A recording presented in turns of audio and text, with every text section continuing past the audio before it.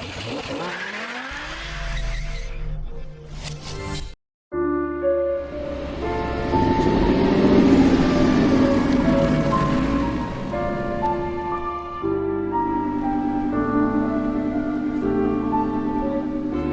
over 100 years of history, it's no surprise that Aston Martin sculpts some of the most beautiful cars known to man. Known for creating beauty.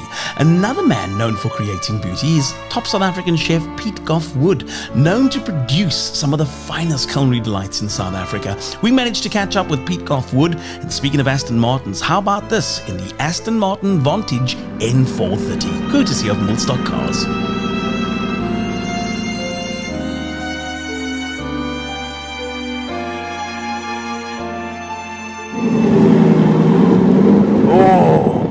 Oh, what a sound. Pete Goffe-Wood, look at us. Hey. Dude, this is ironically, this is my dream car. Couple of wild hogs. We like a bunch of wild hogs. That's what we are indeed. Given the choice of any sports car in the world, I could say I would be able to drive. Yes. I mean, not even own. Just drive. Aston Martin is top of my list. Well, we've turned heads riding around just on this little brief outing. But it's always lekker to touch base with you. You're always busy with projects. I've known you for a good couple of years, and you've never been one to have idle hands. You've even through the lockdown and the pandemic that we've had, you've still managed to keep yourself afloat, keep yourself busy, and keep yourself engrossed in what you love, and that's making people happy through your food. Yeah, look, I think you've got to. You've got to be proactive. In these challenging times now, with everything is so uncertain, you can't just sort of sit back and expect work to come to you. You've really got to go out and look for it. We did the home delivery stuff throughout the winter. Yes. We've looked at pop-ups, markets, the food truck. Yeah. It's always a question of you have to be inventive. Sure. And I think it's very easy to be sedentary and just hope that things will change. But I suppose that's been my career the entire time. Yes. I haven't had such a formal and structured career as being my own boss for a long time. Yeah. It allows you sort of kind of to take advantage of opportunities as and when they arrive. Speaking of that love for what it is that you do, and you speak of no formal training, but I mean, I can't remember a time when, and I guess I've known you since you were a chef, but where did that love for being in the kitchen and preparing dishes come from? It actually started when I moved. I grew up in Johannesburg, and when I moved down to Cape Town to go to university many years ago, I had to fend for myself for the first time. I was staying in digs, and kind of had to cook to stay alive. Yes. And I really enjoyed it.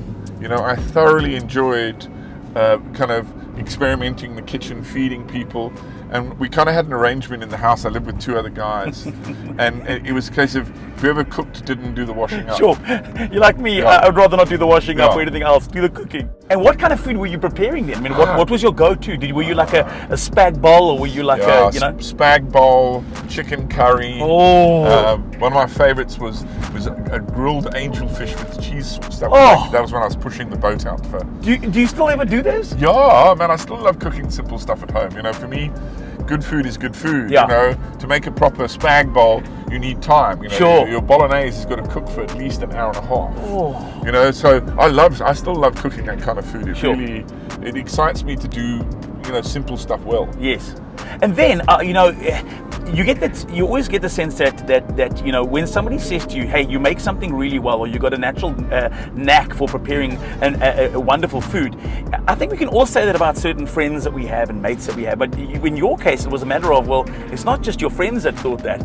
The more people that got to taste what it is you were preparing, the more people were going, "Well, listen, you need to actually be out there doing this for a living, Pete." Yeah.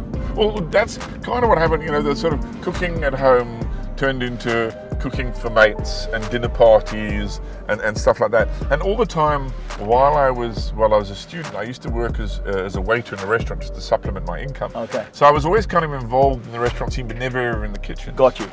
And then I did a course, 1 year of a course, food service management, Cape Technicon. Right. And at the end of the year, they kind of organised us holiday jobs, and I worked at the very highly regarded Holiday Inn on Eastern Boulevard. In my first professional kitchen. Jeez. And well, there was the thing. There was the option. They said you can either work in the kitchen for 8 weeks, or you can work front of house. Kitchen. And I kind of figured if I was ever going to be in the restaurant game, Sure. I need some grounding in a professional kitchen. Yeah. So I thought I'll plumb, because I'd done tons of waitering. Yeah. So I thought I'll take that option. Yeah. And literally from the first day I walked in, I found my place in the sun. It was just, there was this kind of seeming chaos that was just going berserk. And the more you looked at this chaos, it was like this intricate ballet of everyone swishing past each other, knowing exactly what they were doing. And as a result of the 8 weeks that I spent in the kitchen there, I got on to what was then the Southern Sons, which is now Togo Sun. Yes. Used to have an internal apprenticeship scheme. Got you. So that was how I got then into a professional kitchen to do an apprenticeship. Based on the experience I had there, Wow. the chef recommended me for the program after the 8 weeks I spent in the kitchen, and the rest they say is history. rock and roll history. Yeah. Gee, and you've been, and then you've gone from that onto probably one of the hardest jobs that anyone could face, and that's a restaurant owner. Oh, give it some beans there, I be Pete. careful Give it with some cars ahead of beans. us. I want to just drop the hammer on this thing. Oh. Just sitting on the most unbelievable feeling of power. Hey, that And V8 noise is just exceptional. But I want to talk about being a restaurant owner, because that's got to be by and far the hardest job on earth. Look, I think if you want to take all the joy out of cooking, open a restaurant. No, I kid. Yeah, I think what some people forget when they own a restaurant is that you're taking away a large portion of the time from the actual cooking itself. Sure, yeah. You know, now all of a sudden you've got to worry about music licenses. Yeah, it's a business. Block toilets, stocking the bar, making sure the toilet, you've got to run an entire business. Yeah. And whereas before you were happy to arrive in the morning, spend 18 hours a day in the kitchen if that was required, and someone else tended to business. Sure. And I think I found that the most challenging was having my own restaurant meant I actually, in my own establishment, cook less than when I worked for anybody else. Yes, yeah.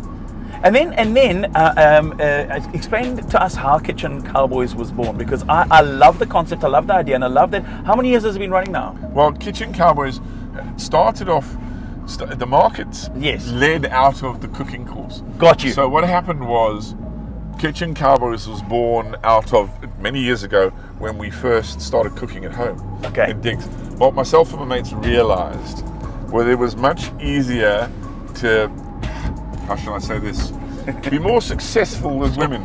Yes. If you were to entertain them at home rather than go to a restaurant. Right. So if cheaper. Yeah, and cheaper. And you had a more captive audience. Yeah. You could control the music, the food, the cost, all of those sorts of things. Absolutely. And so what would happen was, a mate of mine would have a date on Saturday night. So I'd give him a shopping list, tell him to get double the ingredients, and I'd go around to his house and we'd cook the meal together on the Friday. Oh, man. And then they'd replicate that meal the next day. The next day. Oh man, that's And out brilliant. of that, Kitchen Cowboys was born. It was a cooking course to teach guys how to cook.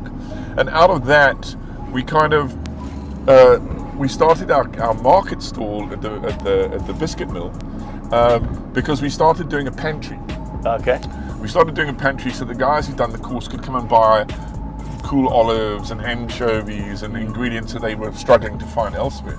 And while we were doing that, we thought, well, let's just take a braai along and we'll make a steak sandwich And of course that morphed into, the general store fell by the wayside, and we've been making steak sandwiches at Biscuit Mill for about 15 years now. Not just any steak sandwich. No, that's true. It's the steak sandwich.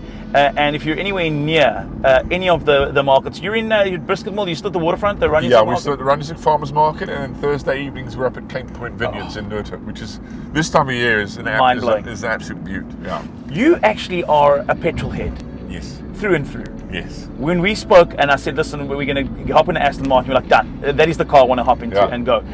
There's something so raw about an Aston Martin. It's something so pure about the marquee. In a world of turbochargers and, in e-vehicles and the movement away from the thoroughbred pure V8s and V12s, there's something so cool about being in a 4.7 litre V8. Oh, for me, the thing about these machines is that how beautifully crafted and put they are together. There's still so much of this particular Aston Martin that is still handmade, stitched properly. The little emblems are made by a certain family, and I think this is not just about how fast you can go or how Yeah. big you can make an engine. Yes. There's something that's so classy about this brand Yes. that I think we'll be driving it around regardless if the rest of the world is electric. Yeah. Because there'll always be a cachet and a need to want to sit on top of an engine like this Yeah. and just want to hanker for the open road. There's something about this. You say, given the choice of driving any car in the world, Yeah. there's no question Aston Martin will be top of my list every single time. 2022. Pete Goffe-Wood, what has 2022 got in store for you? Okay, hopefully not more of the same. No, Yeah. I'm actually involved in a project in Camps Bay as we Okay. speak. 2 restaurants that are opening Yes. on the actual strip. We've opened one already. I'm doing a lot of the kitchen work and the menu design. Can we say who they are? Yeah. It's called the Beach House. I'm going there this evening. Yeah, there you go. Beach To House. We're doing Percy Montgomery's. I'm there, I'm emceeing. Oh, cool. The tequila launch. Yes, correct. So and then next door, which is my primary focus, is a restaurant called Bovine. Yes. It's like a funky grill room. Amazing. So Beach House is open already, and Bovine will be open just before Christmas. Amazing. Yeah. What a treat it is to spend time with you, my friend. And it's such a small world. Even just having a chat with you now, we've discovered we're going to be at a function again this Yeah, evening. So this is how Pete and I roll. Yes. Pete It's a Goffe-Wood. pity we can't arrive in this. In this- I get one of my staff to lay in It's the a done parking deal. spot. It's a in done front deal. all afternoon, just so we can arrive in this space. It's yours. Bring her back on Monday. Okay. Thanks, Pete. Okay, now give it a bit of horns around the circle when we go around.